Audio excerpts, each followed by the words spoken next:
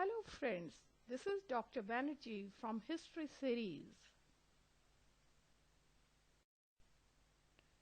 European Colonialism Part 1. Colonialism, a part of imperialism, the act of a developed nation occupying the land of a less developed, distant nation and establishing their rule on the occupied country is known as colonialism. Countries like England, France, Portugal, Spain gradually occupied the nations in Asia and Africa and established their colonies there. India was one of the colonies of England. When did European colonialism start? Western colonialism, a political economic phenomenon whereby various European nations explored, conquered, settled and exploited large areas of the world. There was a commercial revolution in the 15th century Europe. As a result of the discoveries of new lands by various seafarers, the traditional ways of commerce changed radically. European traders began to establish themselves firmly in Asia and Africa. The age of modern colonialism began about 1500, following the European discoveries of a sea route around Africa's southern coast, that is 1488, and of America 1492.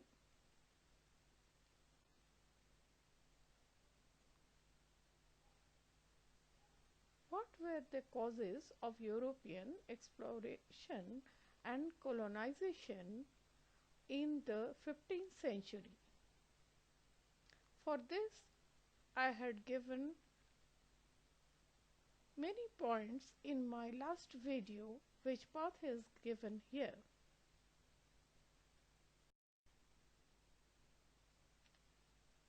European colonization or colonialism is having several motives. Europeans reached all over the world with various intentions, such as the urge for adventures, to earn name, to discover unknown lands, to search for gold mines, etc. Later, the trade and commerce increased to a greater extent, and the European countries began to compete with each other. There was a competition to gain economic, social, and political supremacy among them. Extreme nationalism, feeling of racial superiority, industrialization, aggressive approach, etc. are some of the factors that led to the growth of colonialism.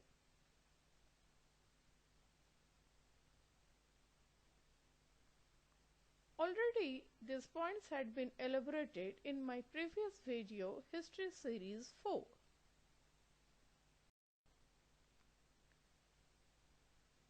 This is the map of sea routes at that time. Sea routes and colonies. European colonialism. America.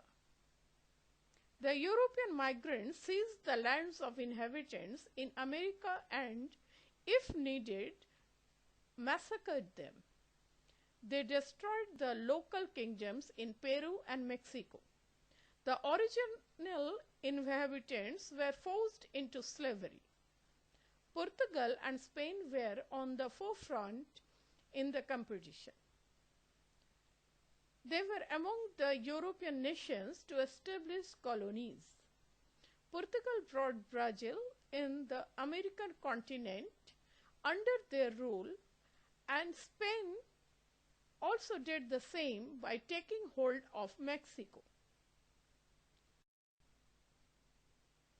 Spanish colonizers brought slaves from Africa to cultivate sugar cane and tobacco in the American fields. However, once the Spanish discovered the mines of gold and silver, they concentrated more on mining the precious metals than agriculture. They established control over the entire coastline of South America. The coastal region from Florida to California was held by the Spanish. They engaged the Native Americans and the African slaves in farming. Farming and mining earned them enormous wealth.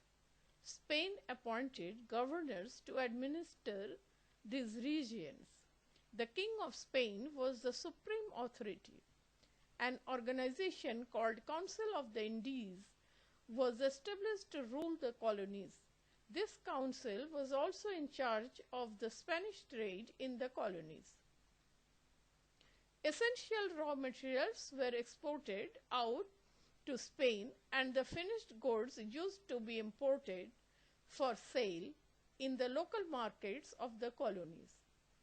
The trade of gold and silver acquired from these colonies earned huge profits for the king.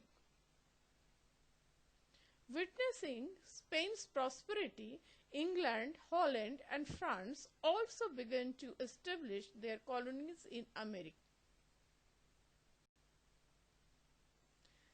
During the reign of Elizabeth I, the Queen of England, explorers were encouraged to undertake sea expeditions. Establishing colonies was the prime intention. In 1496, John Abbott was granted permission to establish colonies on the American land. He established the British as the ruling authority in North America. In 1607, the British built Jamestown, a colony on the banks of the river James. Later, the same colony was renamed as Virginia. Afterwards, England established its colonies in the coastal region of North America. It is also stretching from New England to Carolina. Along with earning commercial benefit, welfare of the home country was added to the colonial intentions during the reign of Queen Elizabeth.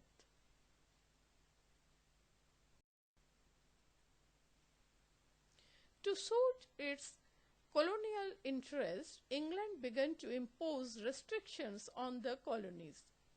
The maritime law was a step in this direction. This law authorized only the British companies for the sea transport.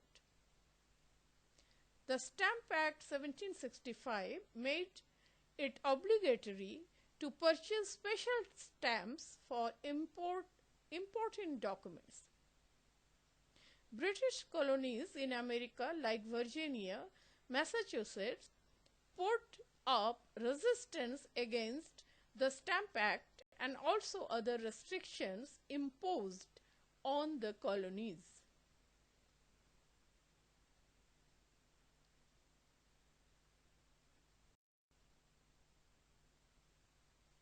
On 5th March 1770, some people were shot down by British soldiers in Boston, a port city in Massachusetts. The British Parliament had granted monopoly to East India Company to import and sell tea to the colonies. People in the colonies had started demanding removal of the restrictions imposed on them and autonomy. When the British government refused to yield to these demands, the American colonies declared boycott on British goods. In 1773, as an act of resistance, the local residents of Boston dumped the boxes of containing tea in the sea belonging to East India Company. This event is known as the Boston Tea Party. Many events ultimately gave a momentum to the American independence movement against European powers.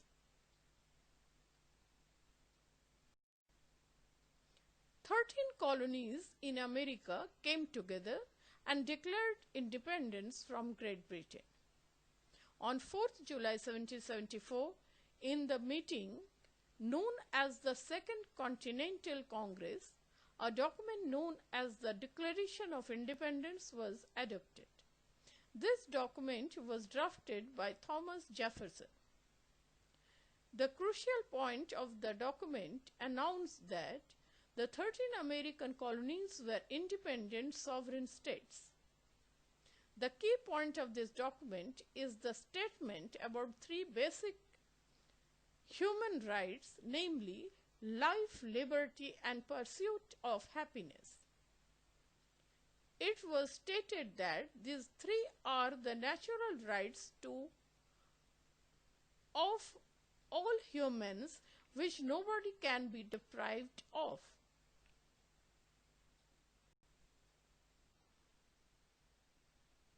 The conflict between the colonies and the British Army continued for some time, resulting into several battles after the colonies declared independence. The French agreed to support them in their conflict with the British. Eventually, Spain also joined the colonies in their struggle for independence. On 7th October 1780, George Washington defeated the British Army. On 19th October, the British General Lord Cornwallis surrendered and America became independent. The American Revolt for Independence is also known as the American Revolution. Canada, a country adjacent to America, was acquired by the British by the Paris Treaty. Later, the British accorded the status of a federal state to Canada and established a bicameral parliament. They had also appointed a Governor General in Canada.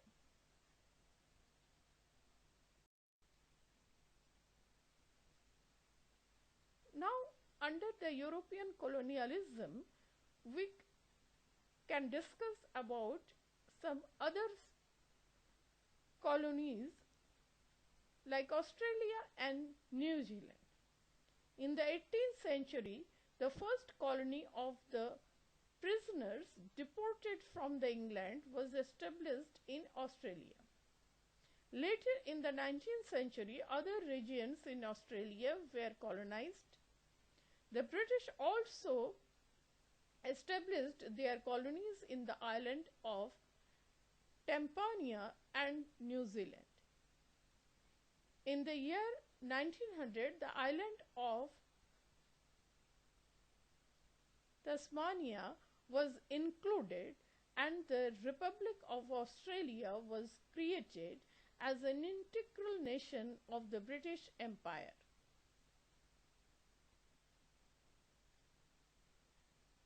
A bicameral parliament was established. Only European immigrants were allowed to enter Australia. In 1907, New Zealand was accorded the status of an autonomous state within the British Empire. The European settlers in New Zealand adopted democratic system of administration. Only European immigrants were allowed to settle down in New Zealand. European colonialism in Asia. Myanmar.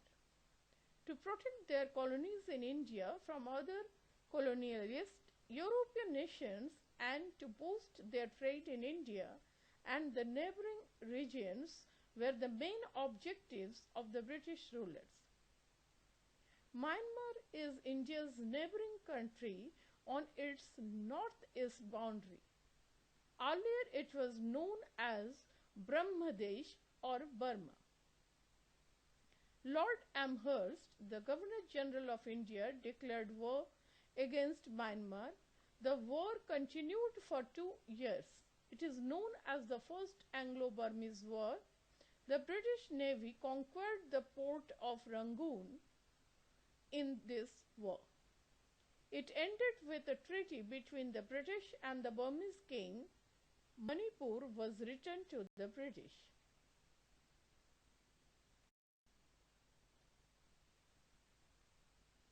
The Second Anglo-Burmese War was fought during Lord Dalhousie's tenure.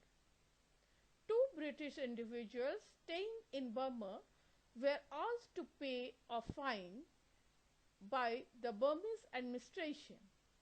This minor incident was used as a pretext by Dalhousie to plan an attack on Myanmar. He declared war and sent an army to Myanmar with Commodore George Lambert at its head. The Burmese army was defeated. The cities of Rangoon, Pegu, and Prom were captured by the British. This region was merged in the British Empire. With this victory, the British influence in the coastal region of Myanmar was firmly established. The British army fighting this war was comprised of Indian soldiers. Not only that, the expenditure of this war was also borne by the Indians.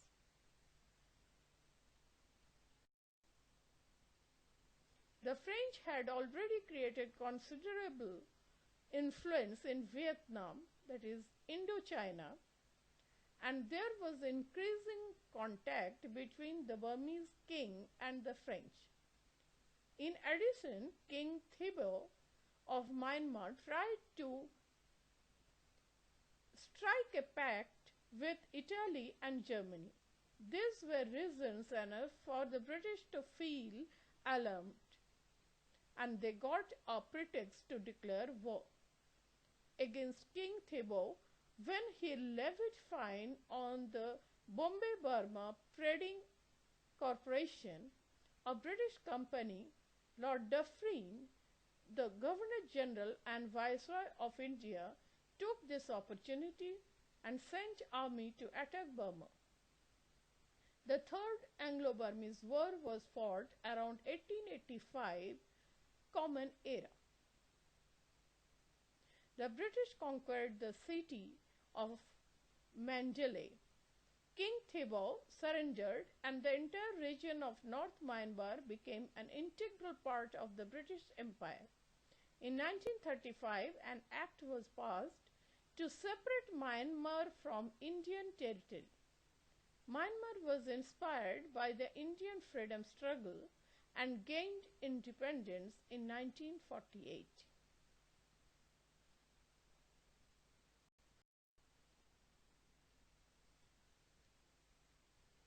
European colonialism in Asia. Nepal. Nepal was a small kingdom in Himalayan region.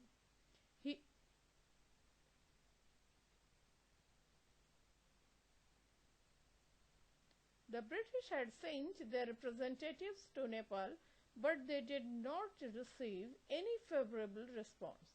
It led to two Anglo-Nepalese wars. The Gurkha army had merely 10 to 12,000 soldiers, while the British army was much larger, having more than 30,000 soldiers. The British attacked Nepal, but was defeated by the Nepalese at Makwanpur in 1896. The British had to hand over the region of Tarai, Kumaon and Garhwal to the Nepalese. A British resident was appointed at Kathmandu. In 1923, the British accepted the sovereignty of Nepal.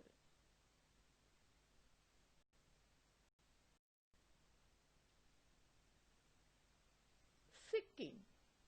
Sikkim was a small kingdom on the north border of India, which was surrounded by Bhutan, Bengal, Nepal, and Tibet.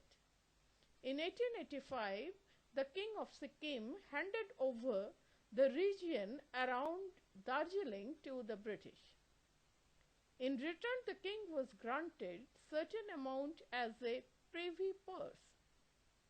Later, Lord Dalhousie sent army to Sikkim and took hold of some more regions of Sikkim.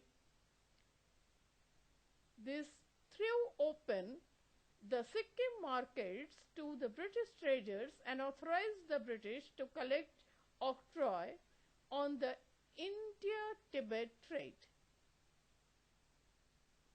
In 1886, the Tibetans tried to capture Sikkim.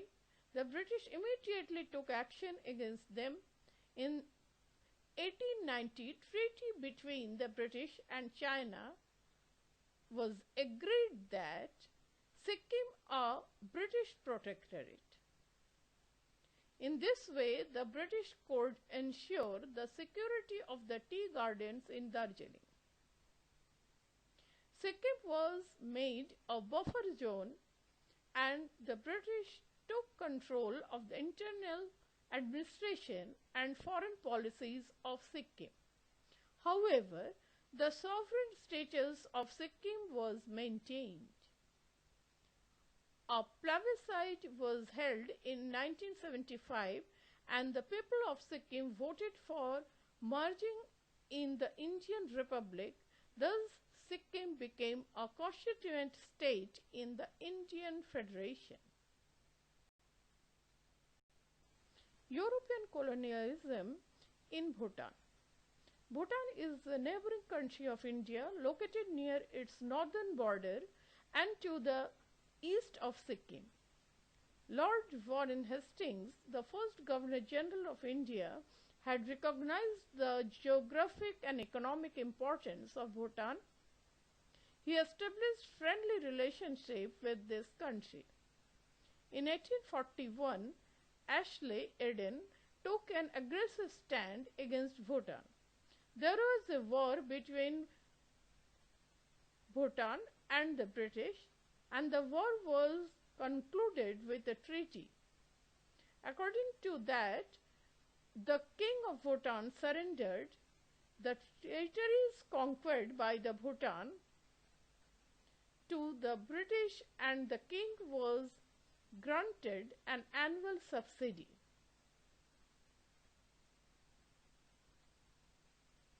Later, in another treaty in 1910, the British agreed not to interfere in the internal matters of Bhutan land, and Bhutan agreed to be guided by the British in their external affairs. In 1949, a treaty was signed between India and Bhutan, according to which India assumed a position of an advisory to Bhutan in the matters of defense and external affairs.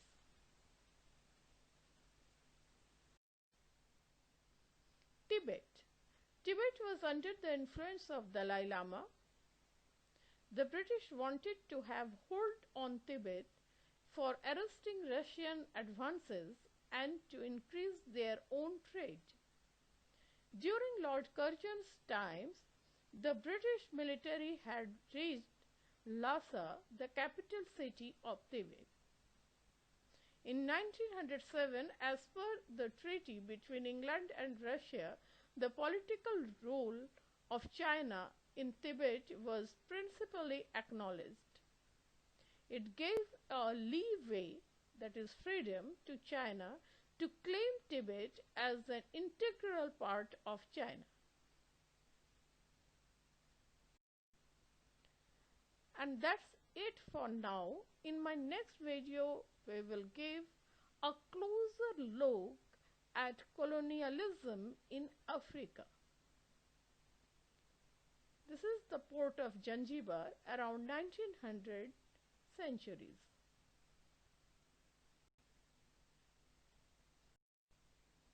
Thank you for watching. Please like it and subscribe it. Thank you.